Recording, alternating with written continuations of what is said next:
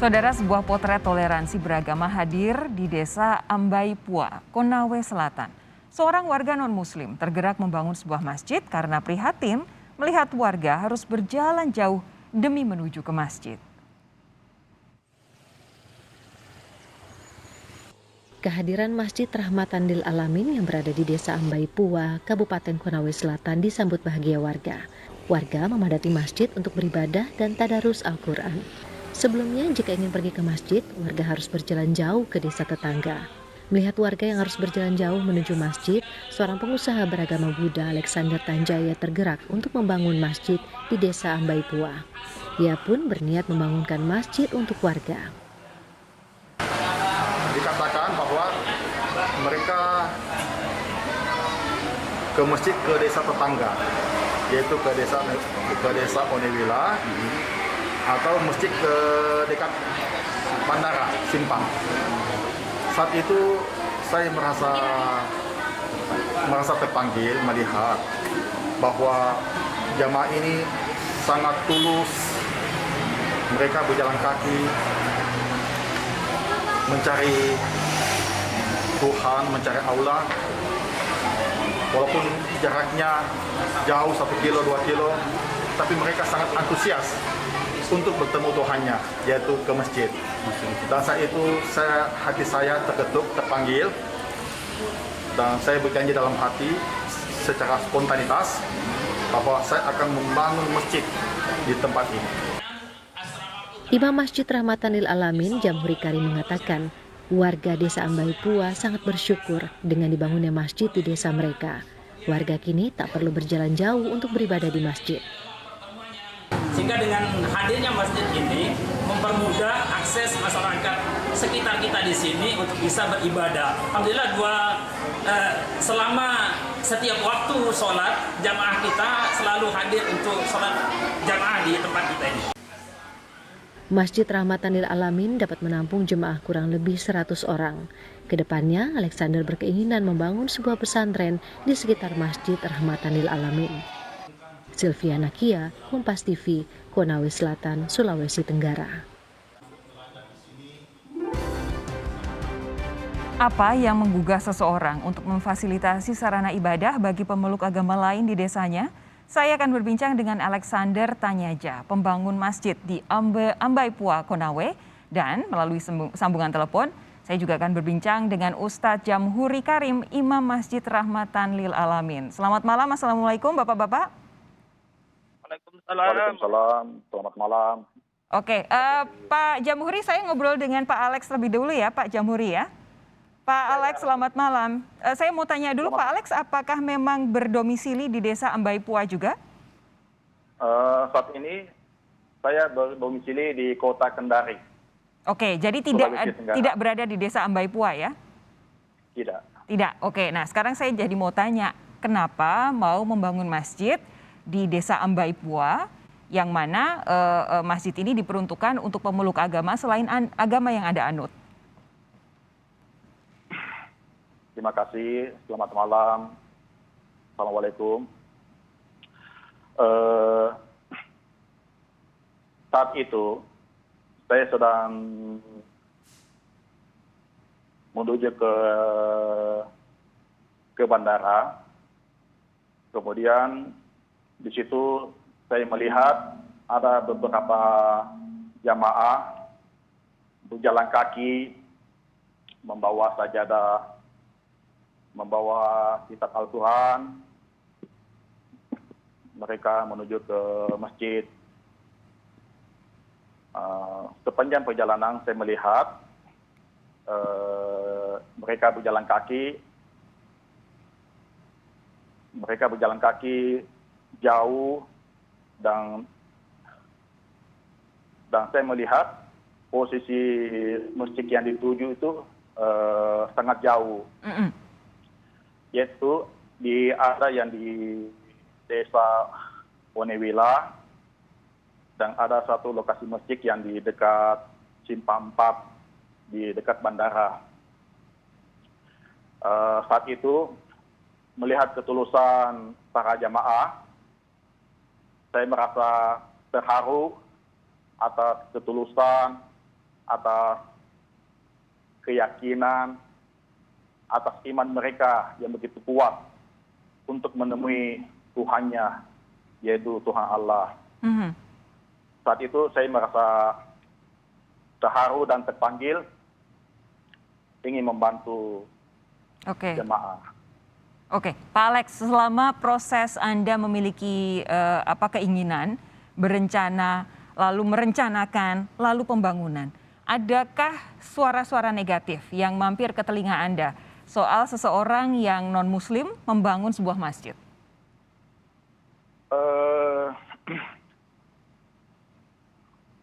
Saya pikir, Mbak Sofi, sebaik-baiknya manusia itu bermanfaat bagi sesamanya. Kita hidup itu satu kali, ya kita mati satu kali. Jadi saya pikir hidup itu mesti bermanfaat bagi sesama. Jangan kita sia-siakan hidup kita untuk sesuatu yang tidak bermanfaat bagi sesama. Oke. Ya. Baik, menarik sekali. Saya beralih ke Ustadz Jamuhuri. Assalamualaikum Ustadz. Waalaikumsalam. Ini sayang sekali kita hanya bisa berbincang melalui sambungan telepon ya.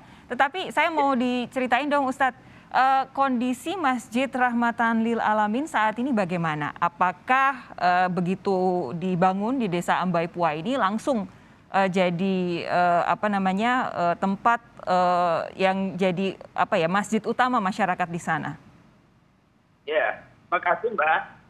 Jadi kondisi Masjid Rahmatan Lil Alamin sekarang ini seperti biasa untuk kegiatan masyarakat sholat 5 waktu selalu ramai dengan masyarakat. Kemudian di samping itu juga di sekitar masjid karena sudah ada pondok pesantren yang hampir bersamaan dengan berdirinya masjid sehingga masjid itu sendiri menjadi sentra kegiatan para santri tentunya. Kondisinya kan. Nah, dulu itu sebelum ada masjid ini bagaimana warga di Ambaipua beribadah, Pak? Khusus di Desa Ambaipua memang ada masjid induk yang dekat bandara. Cuman untuk di dusun satunya ini memang tidak ada masjid sehingga akses masyarakat untuk beribadah ke masjid induk itu mungkin sekitar 1 kilometer sehingga relatif sangat jauh untuk masyarakat di dusun satunya, Mbak. Oke, jadi begitu ada masjid di Ambaipua ini sangat membantu masyarakat kalau ingin beribadah secara berjamaah begitu ya? Iya, ya, tentu. Oke, Pak Jamhuri begini, awal mula Pak Alex ini menyatakan ingin membantu membangun masjid, apa tanggapan para pemuka agama, apa yang ada di benak Anda sampai dengan Anda setuju jadi imam masjid ini? Ya, tentu dengan niat tulus dari Pak Alex untuk mendirikan masjid, saya selaku penduduk di situ dan sekaligus pembina di pondok saya menyambut dengan baik niat dari beliau.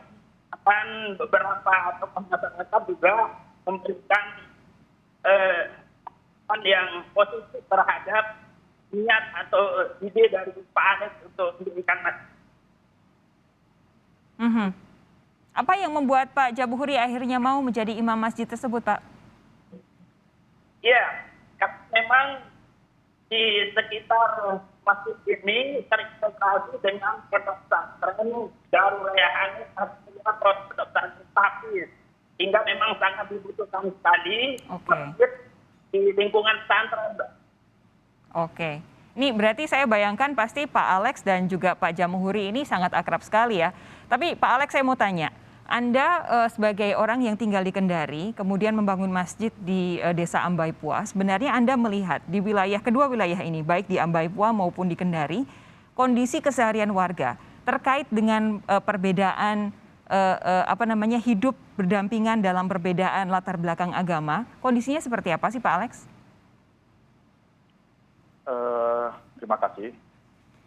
Bagi saya, perbedaan itu adalah anugerah. Perbedaan itu adalah berkah. Perbedaan itu adalah manfaat. Dan saya merasa bangga bisa membantu sesama. Dan saya merasa bangga melihat masjid itu sudah bisa dipergunakan oleh sesama dan bisa bermanfaat bagi sesama. Apalagi masjid itu di depan posisi pesantren, sehingga sangat-sangat dibutuhkan oleh anak-anak pesantren yang ingin belajar mengaji dan belajar Al-Quran. Nah, Pak Alex, kami dengar Pak Alex punya rencana untuk membangun pesantren juga ya? Betul? Mohon doanya, Mbak Sofi, mudah-mudahan kami masih diberikan kesempatan untuk membantu sesama. Oke, mau membangun di mana Pak Alex? Di dekat dengan masjid yang ada di Ambaipua atau gimana? Kami membantu sesuai dengan kondisi, sesuai dengan kebutuhan, di mana yang dibutuhkan, insya Allah kami bisa bantu. Oke, ini pasti akan ngobrol juga nih dengan Pak Jamhuri nih sebagai tindak lanjut dari pembangunan Masjid Rahmatan Lil Alamin ya. Pak Jamhuri, terakhir pertanyaan untuk Anda. Saya mau minta Pak Jamhuri sebagai imam Masjid Rahmatan Lil Alamin yang dibangun oleh Pak Alex ini, adakah pesan untuk masyarakat Indonesia secara keseluruhan? Bagaimana caranya bisa hidup dengan penuh damai, dengan penuh kerukunan di tengah perbedaan yang kadang-kadang belakangan ini mungkin bisa jadi meruncing? Ya, terima kasih Mbak. Saya sendiri berpendapat bahwa di tengah-tengah masyarakat kita memang harus dibangun harmoni, baik antar umat beragama maupun intern ataupun antar umat beragama. Karena memang keragaman di Indonesia ini itu menjadi sangat indah jika sebuah perbedaan itu bisa dirajut bersama untuk bersama-sama menjadi warga negara yang baik dan saling menghormati antar sesama umat beragama, Mbak.